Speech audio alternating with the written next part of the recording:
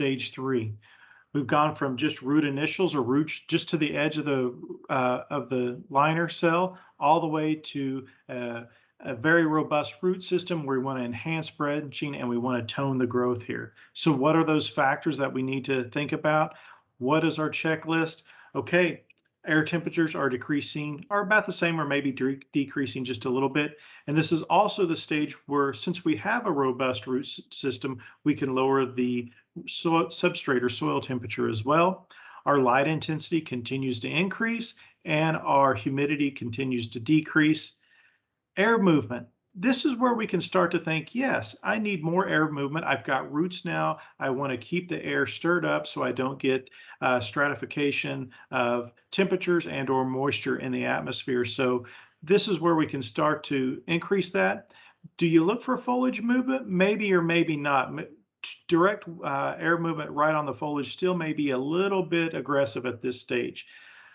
Okay, this is a key here. We're going to talk about it, show you some graphics on the next slide. But irrigation management, where you're going to irrigate up to a 4 and dry down to a 2. That wet-dry cycle is critical and will drive your root growth. Fertility, we need it a lot here, but as Nathan mentioned, you've got to mind the nitrate to ammonium ratio. If we give too much ammonium, we get too much growth. So a 20-10-20 fertilizer, maybe not the best choice here. Maybe want to go to something like a 13-2-13 that has a higher nitrate content. And of course, disease management and pest management are still occurring here.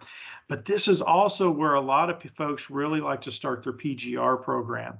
And we'll talk about a few resources of PGRs and what our goal is with that. Optimum irrigation cycles. How do we build that root growth?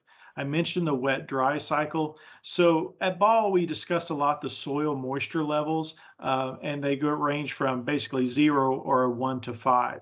The 5 is saturated. This is where the soil is shiny, and it's really too wet for most of plant growth. Our goal is to irrigate to a 4. That's where the soil is uniformly wet. Maybe we get a drip or two just out of the bottom of the container, but we definitely haven't saturated it. We're then going to dry the soil down to that value of a 2. What is a 2? It's light brown, okay? It maybe feels or looks dry to the top, okay? It's fairly uniform dried throughout it, but it's not dry down so much that the soil is pulling away from the edge of the container. We're not wilting the plant, so that's our goal.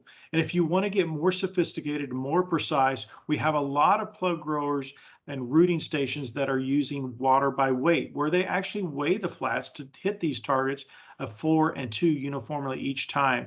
And when we've monitored those and done studies with those growers, the root growth response is tremendous. So the wet-dry cycle of irrigate up to a 4 and dry down to a 2 is key to success in liner root development.